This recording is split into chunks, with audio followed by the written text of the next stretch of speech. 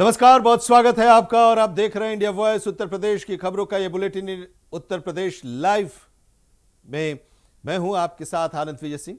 आकाशवाणी लखनऊ अपना 89वां स्थापना दिवस समारोह मना रहा है। इस मौके पर सम्मान समारोह और सांस्कृतिक संध्या का भी भव्य शुभारंभ हुआ है। आकाशवाणी लखनऊ के इस स्थापना दिवस समारोह में मुख्यमंत्री योगी आदित्यनाथ भी शिरकत उन्होंने की, वो भी शामिल हुए और वहां मौजूद लोगों को संबोधित भी किया। और समाचार की गुणवत्ता भी थी और उसमें सच्चाई भी झलकती थी। यानी उसमें पीठ पत्रकारिता कहीं नजर नहीं आती थी। जो जैसा है वैसे ही प्रस्तुत करने का साहस भी उस समय हम लोग देखते थे। और आकाशवाणी के अलग अलग केंद्रों से, लखनऊ से थे जो मुख्य केंद्र था, यहां से था ही, दो अन्य केंद्रों से हमें समाचार सुनने का अवसर प्राप्त होता था, एक नजीमाबाद से और एक गोरखपुर से। इनके अलग अलग समय थे समाचार के। दूसरा, हिंदी की उपभाषाओं को, बोलियों को, भोजपुरी को, अवधी को, गढ़वाली और कुमाऊनी को, अलग अलग बोलियों को भी कैसे स्थानीय लोगों को जोड़ने का माध्यम बनाएं और उसको कैसे लोकप्रिय बनाए जाएं, यह भी हम लोगों को आकाशवाणी के माध्यम से सुनने को, देखने को अवसर प्राप्त होता था। यानी केवल मनोरंजन नहीं था, ज्ञानवर्धन भी था, आस्था का सम्मान भी था और साथ साथ स्थानीय लोक भाषा, लोक कला के लिए मंच का एक सशक्त माध्यम भी था। और उस सशक्त माध्यम के 88 वर्ष ठीक आज ही के दिन, उस समय के उत्तर प्रदेश की प्रीमियर यानी संयुक्त प्रांत के प्रीमियर पंडित गोविंद वल्लभ पंत जी के कर कमलों से प्रारंभ हुआ था। और मेरा आज सौभाग्य है कि 88 वर्षों की शानदार यात्रा के आज के समारोह में उत्तर प्रदेश की उन विभूतियों को, जिन्हें आदरणीय प्रधानमंत्री जी के विजन के अनुरूप अपने अपने क्षेत्र में विशिष्ट योगदान के लिए पद्म पुरस्कार से सम्मानित किया गया और आकाशवाणी के कार्यक्रमों में अपनी प्रस्तुति के माध्यम से या आकाशवाणी के संवर्धन में अपना योगदान देने वाले उन सभी विभूतियों को आज यहाँ पे सम्मानित करने का अवसर मुझे प्राप्त हो रहा है। मैं इस अवसर पर पंडित गोविंद वल्लभ पंत जी की स्मृतियों को भी नमन करता हूँ कि जिन्होंने 2 अप्रैल 1938 को इस केंद्र का शुभारंभ किया और आज इस यात्रा ने कहां से कहां तक की यात्रा प्रारंभ की है। मुझे लगता है जहां पहले कोई नहीं पहुंच पाता था, वहां आकाशवाणी जरूर पहुंच जाती थी, गांव हो या शहर। और ये आजादी के पहले की यात्रा है। 1938 तब ये देश आजाद नहीं हुआ था। पहली धुन वंदे मातरम की, आकाशवाणी लखनऊ से। याद करिए 1924 में कांग्रेस के अधिवेशन में मोहम्मद अली जौहर के द्वारा वंदे मातरम का विरोध किया गया था। 1937 में कांग्रेस ने फिर यह तय किया कि नहीं, इसके पहले 2 छंद गाए जाने चाहिए और 1938 में आकाशवाणी लखनऊ से वंदे मातरम का गायन हो रहा है। आजादी की लड़ाई को कैसे आगे बढ़ाया जाना है, वह एक मंच आकाशवाणी बना था देश की आजादी के दौरान भी। और आजादी की उस लड़ाई को आगे बढ़ाने के साथ ही कलाकारों के लिए, साहित्यकारों के लिए, अलग अलग क्षेत्र से जुड़ी हुई विभूतियों के लिए, कृषि के लिए, युवाओं के लिए, या फिर अलग अलग क्षेत्र में जो लोग हस्तशिल्पियों के लिए कौन से कार्यक्रम हो सकते थे, इसमें व्यापक शोध होता था, लोग रुचि लेते थे, उनकी बोली के अनुरूप कार्यक्रम प्रस्तुत करते थे। किसान दर्शन का कार्यक्रम ही चलता था, मैं देखता था कि रेडियो लगा करके किसान बैठ करके उसको सुनते थे। जैसे आज आकाशवाणी के उस कार्यक्रम को हम लोग जब देखते हैं, जब प्रधानमंत्री जी के मन की बात आती है, जैसे प्रधानमंत्री जी ने 3 अक्टूबर 2014 से प्रारंभ किया और अब तक 132 एपिसोड मन की बात की आदरणीय प्रधानमंत्री जी निरंतर देश के अलग अलग क्षेत्रों में क्या कुछ विशिष्ट हो रहा है, विकसित भारत की संकल्पना को आगे बढ़ाने में हम सबका योगदान किस रूप में हो सकता है। मुख्यमंत्री योगी आदित्यनाथ ने डबल इंजन सरकार की सराहना की और कहा कि प्रधानमंत्री नरेंद्र मोदी के मार्गदर्शन में उत्तर प्रदेश की डबल इंजन सरकार की नीति स्पष्ट है और नीयत भी साफ है और इसी के साथ डबल इंजन की सरकार उत्तर प्रदेश में आगे बढ़ रही है। सरकार मिशन कर्मयोगी के विजन को साकार करने के लिए पूरी तरह से प्रतिबद्ध है और इसके बारे में उन्होंने कहा कि इसका उद्देश्य प्रशासनिक दक्षता बढ़ाना, पारदर्शिता लाना और जनसेवा को और प्रभावी बनाना है। नमस्कार। आदरणीय प्रधानमंत्री श्री नरेंद्र मोदी जी के मार्गदर्शन में उत्तर प्रदेश की डबल इंजन सरकार स्पष्ट नीति और साफ नियत के साथ मिशन कर्मयोगी के विजन को साकार करने हेतु पूर्णतः प्रतिबद्ध है। राज्य सरकार सुशासन की प्राथमिकताओं में कैपेसिटी बिल्डिंग को केंद्र में रखते हुए इसे निरंतर सुदृढ़ कर रही है। राष्ट्रीय स्तर पर कैपेसिटी बिल्डिंग कमीशन द्वारा आयोजित साधना सप्ताह के अंतर्गत प्रदेश में व्यापक स्तर पर कार्यक्रम संचालित किए जा रहे हैं। उत्तर प्रदेश प्रशासन एवं प्रबंधन अकादमी के नेतृत्व में सभी विभागों एवं जनपदों के अधिकारियों की सक्रिय भागीदारी सुनिश्चित की जा रही है। इस दौरान विषय विशेष केंद्रित प्रशिक्षण एवं अधिगम पहल आयोजित की जा रही है। यह सामूहिक प्रयास सक्षम, संवेदनशील एवं परिणामोन्मुख प्रशासन के निर्माण के संकल्प का प्रतीक है।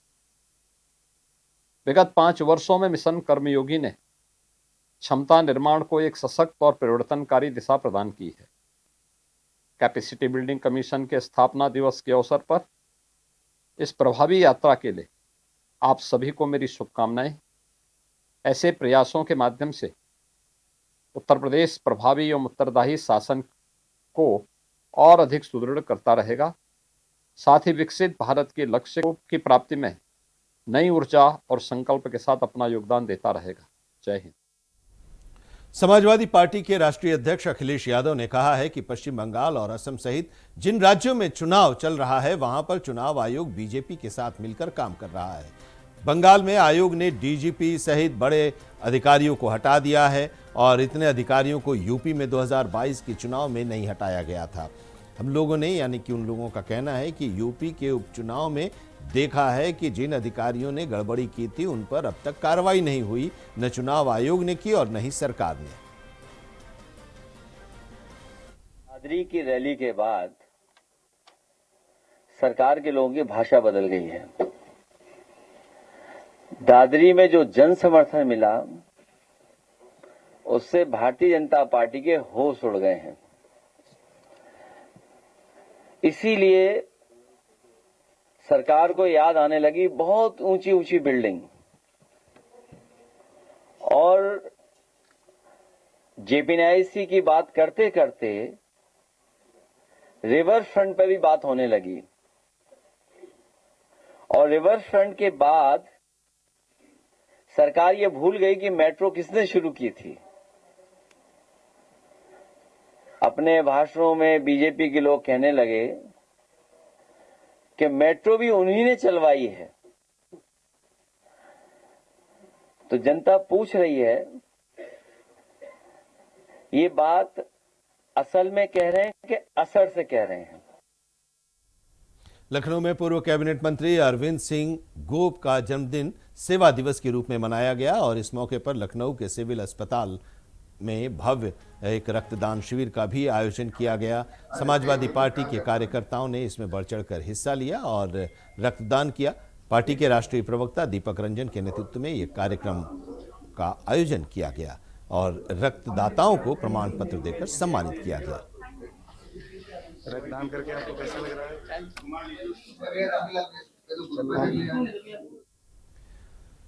रायबरेली के सलून कोतवाली क्षेत्र में फूड पॉइजनिंग की घटना सामने आई है। मट्ठा पीने से यानी कि छाछ पीने से प्रभावित होने का अनुमान लगाया जा रहा, आशंका जताई जा रही है। 2 दर्जन से ज्यादा बच्चे इस घटना के शिकार हुए। सभी बच्चों को प्राथमिक उपचार के लिए CHC पहुंचाया गया। जिला अस्पताल में बच्चों का इलाज चल रहा है। प्रशासन और स्वास्थ्य विभाग इस पूरे मामले की जांच कर रही है। संदिग्ध परिस्थितियों में एक ही गांव के रहने वाले 2 दर्जन से अधिक बच्चे फूड पॉइजनिंग का शिकार बताए जा रहे हैं।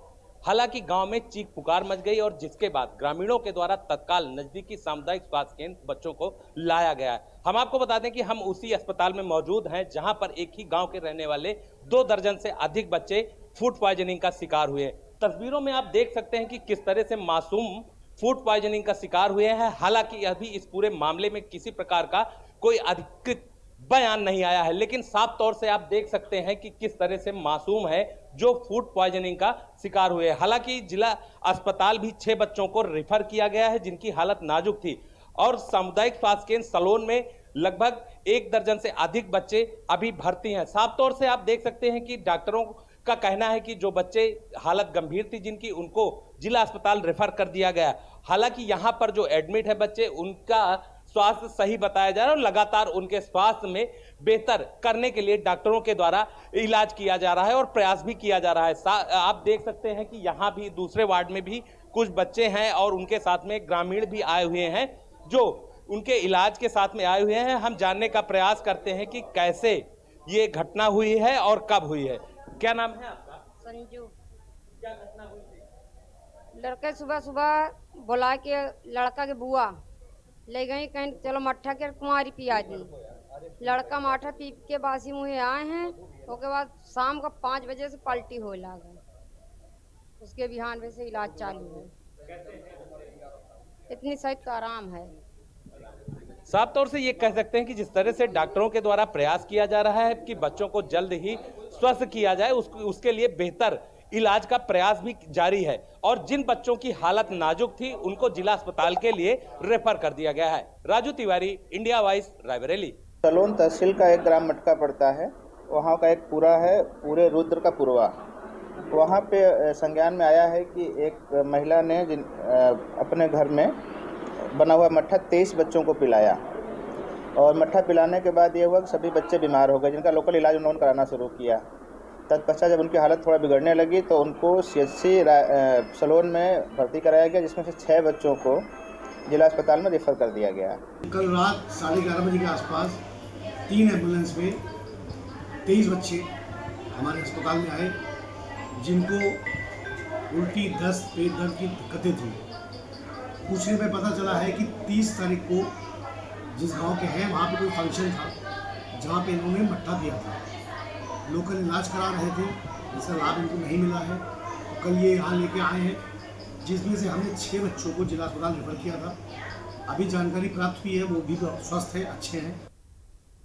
एक ब्रेक के लिए रुकते हैं, ब्रेक के बाद भी खबरों का सफर जारी रहेगा। ब्रेक के बाद आपका एक बार फिर से स्वागत है। हमीरपुर में नवागत पुलिस अधीक्षक मृगांक शेखर पाठक ने कानून व्यवस्था को लेकर सख्त रुख अपनाया है। उन्होंने कहा कि अराजक तत्वों और अपराधियों पर कोई ढिलाई नहीं बरती जाएगी। जनता की सुरक्षा हमारी प्राथमिकता है। पुलिस अधीक्षक मृगांक शेखर पाठक से खास बातचीत की हमारे संवाददाता रुपेश गुप्ता ने।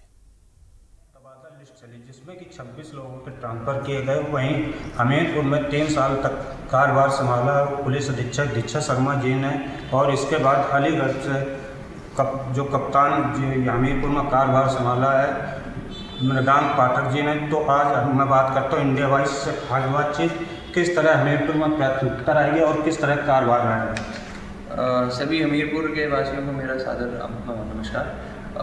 जो शासन की प्राथमिकताएं हैं उन्हीं के ऊपर काम करते हुए, उसी तर्ज पर काम करते हुए यहाँ पर अपराध नियंत्रण, शांति व्यवस्था और प्रमुख रूप से जो जनता की समस्याएं हैं उनका जो है मतलब उनका निस्तारण, और कोशिश यही रहेगी कि जो थाने स्तर पे जो है इसका निस्तारण कर लिया जाए और किसी को भी यहाँ पर सीओ एडिशनल या एसपी ऑफिसर नहीं आने की ज़रूरत पड़े और किसी भी तरह की इसमें लापरवाही नहीं बर्दाश्त की जाएगी। और थानों को भी बता दिया गया है कि जो कंप्लेंट्स हैं उनको जो है प्राथमिकता देते हुए और जनता की जो अपेक्षाएँ हैं और जनता की जो शिकायतें हैं उनको त्वरित में न्यायोचित तरीके से निस्तारण किया जाए। सर, बुंदेलखंड है आपका पहला आगमन है और हमीरपुर ज़िले में किस तरह जनता को आपसे उम्मीद करती है? नहीं, जनता की जो भी उम्मीदें हैं वो हमें डायरेक्ट हमारे नंबर पे या हमसे मिलकर उनको जो है बता सकती हैं और जो है हमें और उम्मीद करते हैं कि हम उन पे खरे भी उतरेंगे और जनता को ये पूरा साफ और स्वच्छ पुलिसिंग जो बिना किसी क्या कहते हैं जो भी आक्षेप पुलिस पे रखते हैं और जो पुलिस के द्वारा शालीन व्यवहार और जो भी ऐसी अपेक्षाएं हैं वो पूरी यहाँ पर उसकी पूर्ति की जाएगी। और किसी भी तरह की शिकायत अगर पुलिस के कर्मी द्वारा की जाती है, पुलिसकर्मी के खिलाफ है, तो वो यहाँ पर या किसी को भी हमारे फ़ोन पर बता सकते हैं, मीडिया के माध्यम से बता सकते हैं या हमें डायरेक्टली बता सकते हैं। उस पर जो है जांच उपरांत एकदम सख्त कार्रवाई की जाएगी जिससे कि ऐसी कोई भी पुलिसकर्मी द्वारा किसी भी तरह की लापरवाही की पुनरावृत्ति न हो। ये तो हमें कप्तान मृगांक पाठक जी और इनसे खास बातचीत इंडिया वाइस के लिए, और जो फरियादी उनकी शिकायतों का निस्तारण अब थाने में ही होगा। India vice. देश भर में जनगणना की शुरुआत हो गई है। इस बार जनगणना 2 चरणों में की जाएगी जो पूरी तरह से डिजिटल तरीके से की जा रही है। इस बीच इसे लेकर अब सियासत भी शुरू हो गई है। समाजवादी पार्टी ने पहले चरण में जाति को शामिल नहीं किए जाने पर सवाल उठाया है। समाजवादी पार्टी का कहना है कि पहले ही चरण में जाति को शामिल किया जाना चाहिए था। रविदास मेहरोत्रा, जो कि समाजवादी पार्टी के वरिष्ठ नेता हैं, उन्होंने कहा कि देशव्यापी जनसंख्या जनगणना शुरू हो गई है। कुल 33 सवाल शामिल किए गए हैं और उन्होंने उम्मीद जताई थी कि पहले चरण में जाति से जुड़ा सवाल भी शामिल किया जाएगा, लेकिन ऐसा नहीं हुआ और इसको लेकर उन्होंने अपनी नाराजगी जाहिर की है। आज से देश भर में जनगणना शुरू हो गई है। इस जनगणना में 33 प्रश्न पूछे जाएंगे। हम लोग ये चाहते थे कि पहली ही चरण में जातीय आधार का प्रश्न भी रखा जाए, लेकिन सेकंड फेज में जातीय आधार पर जनगणना होगी। पहली फेज में ही साथ में ही अगर 33 प्रश्नों के साथ ही जातीय आधार पर भी जनगणना होनी चाहिए थी। इटावा में नए सत्र की शुरुआत के साथ स्कूलों ने बच्चों की सुरक्षा को सर्वोच्च प्राथमिकता दी है। पानकुंवर इंटरनेशनल स्कूल में सुरक्षा के पुख्ता इंतजाम देखने को मिला। स्कूल बसों में इमरजेंसी खिड़की, सीट बेल्ट जैसी सुविधाएं मौजूद हैं। हर बस में प्रशिक्षित ड्राइवर के साथ हेल्पर तैनात है जो बच्चों की सुरक्षित आवाजाही सुनिश्चित करता है। स्कूल कैंपस में भी निगरानी कड़ी है। अभिभावक इस व्यवस्था से संतुष्ट नजर आए। स्कूल प्रबंधन का कहना है कि बच्चों की सुरक्षा के साथ किसी भी तरह का कोई समझौता नहीं किया जाएगा। देखिए, हमारी पहली प्राथमिकता है कि बच्चे घर से विद्यालय और विद्यालय से घर सुरक्षित पहुँचें। इसमें सबसे पहले ट्रांसपोर्ट आता है, तो हमारे पास जो भी बसेस हैं उन सब में ड्राइवर्स हैं, हेल्पर्स हैं और सुरक्षा मानकों के तहत अब बसेस में भी सीट बेल्ट आने लगी हैं। हमने बच्चों की सीट्स जो हैं वो फिक्स की हैं, बच्चे वहाँ बैठते हैं, सीट बेल्ट का उपयोग करते हैं। बसेस के अंदर जो फायर एक्सटिंग्विशर है, फर्स्ट एड बॉक्स है या अन्य चीज़ें हैं वो सारी अच्छी कंडीशन में हैं। हमारे हेल्पर्स बच्चों को चढ़ाने में उतारने में मदद करते हैं, रोड पार कराने में मदद करते हैं। ये ट्रांसपोर्ट की हम इतनी सारी चिंता करके अपने बच्चों की सुरक्षा करते हैं। जहाँ तक स्कूल का सवाल है, बच्चे विद्यालय आने के बाद छुट्टी में ही घर वापस जाते हैं। अगर कोई भी व्यक्ति बच्चों से मिलने आता है तो हम ऐसे ही उसको मिलने नहीं देते। पेरेंट्स ने जिसको ऑथराइज़ कर रखा है या पेरेंट्स खुद आते हैं तो उसका भी एक टाइम है, उस टाइम पर वो आकर के मिल सकते हैं। हमारे स्कूल में जो वाहन की व्यवस्था है बहुत ही अच्छी है, अच्छी कंडीशन है। उसमें एक इमरजेंसी एग्जिट है जिससे हम लोग कोई भी सिचुएशंस में इमरजेंसी बाहर निकल सकते हैं, और वहाँ पे सिलेंडर्स भी लगे हैं, जैसे आग जलती है तो उसको हम बुझा सकते हैं, और ड्राइवर्स हम लोग को सुरक्षित वहाँ स्टॉप तक पहुँचाते हैं और सुरक्षित उठाते हैं। Kashika Singh, Einstein class 10। School की जो बस है जो स्कूल प्रबंधन द्वारा लगाई गई है लाने और ले जाने के लिए, उसमें सुरक्षा के दृष्टिगत किस तरीके के इंतजाम हैं? सबसे पहले तो इमरजेंसी विंडोज़ हैं, मतलब हैमर भी उसके साथ कि जब भी इमरजेंसी हो तो उसे तोड़कर हम निकल सकते हैं, और फायर एक्सटिंग्विशर है, ड्राइवर सेफली पहुंचा देता है हमें, और बस में किसी भी प्रकार की कोई समस्या नहीं आ सकती। सुरक्षा के लिए यहाँ पे जो भी हो सकता है स्कूल मैनेजमेंट से सारी सुविधाएं दी गई हैं, कहीं कोई प्रॉब्लम नहीं आती है। बच्चे अगर कोई मार्केट से आते हैं, हमारे बच्चे सेल्फ भी आते हैं, तो बच्चे अपने बसों से आते हैं, सारी बसों की प्रॉपर सिक्योरिटी वगैरह सारी चीज़ें अच्छी दी गई हैं। सेल्फ अगर बच्चे अपनी साइकिल से आ रहा है तब भी इनके जो टीचर हैं वो रास्ते में खड़े होकर सब चीज़ें देख के निगरानी रखते हैं, सारी चीज़ें बढ़िया अच्छी तरीके से। और उत्तर प्रदेश की खबरों के इस बुलेटिन उत्तर प्रदेश लाइव में अभी इतना ही, लेकिन देश और दुनिया की तमाम अहम खबरों के लिए आप देखते रहिए इंडिया वॉइस।